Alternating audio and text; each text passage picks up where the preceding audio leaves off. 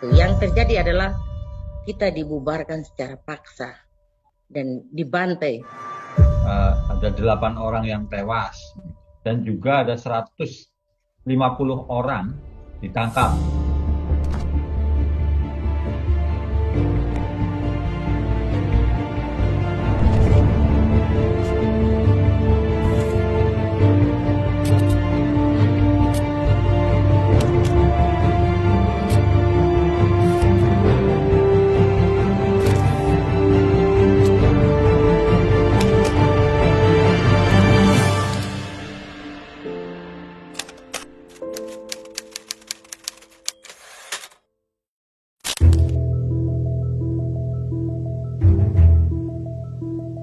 Pasca lengsernya Presiden Soeharto pada 1998, sejumlah daerah bergejolak. Aceh, Timur Timur, termasuk Papua yang kala itu masih bernama Irian Jaya, mengalami pergolakan. Sebagian masyarakat di Papua yang sudah lama berada di bawah tekanan karena menjadi daerah operasi militer menghimpun pergerakan mulai dari Sorong, Timika, Merauke, Jayapura, hingga Biak. Di Biak, secara khusus di Biak dari tahun 65 sampai 92 itu menjadi daerah operasi militer. Orang Papua itu selalu dicurigai dan dikasih stigma open. Jadi walaupun itu kegiatan kemasyarakatan, kegiatan adat juga, kita dicurigai sebagai separatis lah, melakukan hal yang bertentangan dengan negara. Rezim Soeharto yang Orde Baru, masyarakat merasa tertekan dan tidak bebas. Ketika angin reformasi pada tahun 98, semua orang Papua itu di mana-mana menaikkan bendera bintang pagi, dan sekarang disebut bintang kejora. Itu rakyat Papua menaikkan itu untuk mengekspresikan apa yang selama ini terpendam. 2 Juli 1998, ratusan orang berkumpul di Menara Tower Air Minum Puskesmas. Mereka berorasi dan mengibarkan bendera bintang kejora di puncak menara. 6 Juli 1998, aparat keamanan menghalau ratusan orang yang berkumpul dan menurunkan bendera bintang kejora tersebut sekitar pukul 6 pagi. Pagi itu saya dengan teman saya, kami punya tugas itu kami antar makan ke bawah menara tempat berkumpul kami. Saya sampaikan sama saya punya teman, Kunili, ini saya rasa sepertinya ada sesuatu, rasa merinding kan, macam ada sesuatu di sekitar kita. Beberapa menit kemudian ada tentara yang berteriak, jangan lari, jangan lari. Ada truk-truk yang berhenti dan banyak tentara yang lompat dari truk. Ada anggota tentara yang langsung tendang jatuh. Ketika saya jatuh, saya diseret di jalan dan mulai berteriak minta tolong. Ada tentara yang tendang saya dan dia suruh lari supaya selamat. Ketika kami lari, dia tempat menembak ke arah kami. Yang terjadi adalah kita dibubarkan secara paksa dan dibantai, baik itu tembakan dari kapal perang, dari tentara yang begitu mengepung tempat itu, dan pada saat itu seakan-akan perang.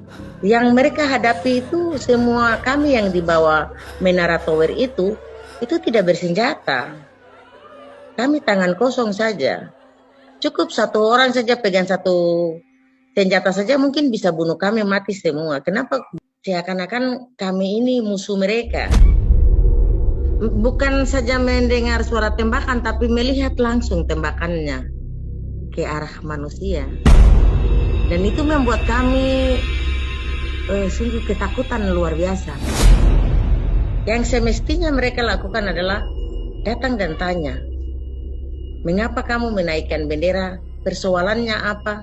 Ada apa yang kamu rasakan selama ini? Itu tidak ada pertanyaan seperti begitu. Dan bukan saja di Biak, di seluruh tanah Papua itu mengalami hal yang sama. Inake sempat bersembunyi satu malam di sebuah rumah kosong, namun tertangkap keesokan harinya. Jadi waktu itu kami dibawa ke satu tempat dan di dalamnya itu banyak orang di tempat itu. Mulai di tempat itu kami disiksa lagi, dan kami melihat bahwa di dalam tempat yang kami tinggal itu banyak orang yang dipukul, disiksa. Mereka pergi siksa yang lain terus kembali lagi ke itu. Jadi tidak mati satu kali. Kalau hari ini saya sendiri juga bertanya-tanya, loh, kenapa tidak ditembak satu kali biar mati? Saya juga harus jalani hukuman 8 bulan penjara, tapi itu dijalani di luar karena pada saat itu saya tidak sehat. Kami ada beberapa orang yang harus berobat ke rumah sakit jiwa. Dari hasil atau laporan yang ada, tercatat memang ada 8 orang yang tewas. Terus kemudian 3 orang dihilangkan secara paksa, 32 ditemukan tewas di dekat perairan Pasifik dekat Papua Nugini.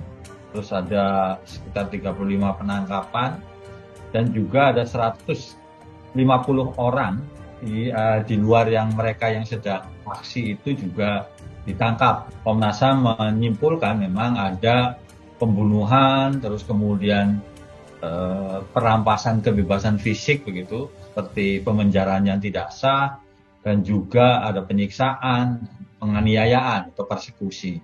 Dan memang rekomendasinya kasus biak berdarah angkat lah ya, diharapkan bisa diteruskan untuk penyelidikan dugaan pelanggaran HAM yang berat. Tragedi biak berdarah hanya satu dari lusinan peristiwa serupa yang terjadi di Papua pasca reformasi. Para korban masih menanti keadilan dalam ketidakpastian. Khusus para korban itu menginginkan untuk mendapat keadilan. Bisa mendapat keadilan atau tidak? Jangankan kita di Papua, saudara-saudaranya sendiri yang ada di Jakarta dan di tempat lain juga mereka diperlakukan sama seperti kita. Sebagian besar teman-teman mengatakan bahwa kita tidak akan mendapat keadilan dari negara ini. Kalau dia orang Papua diperlakukan dengan baik, maka hari ini tidak ada orang Papua yang membenci atau mau Sebelum 2010, dialog itu adalah suatu term yang sangat tabu. Dialog diidentikan dengan jalan untuk Papua merdeka.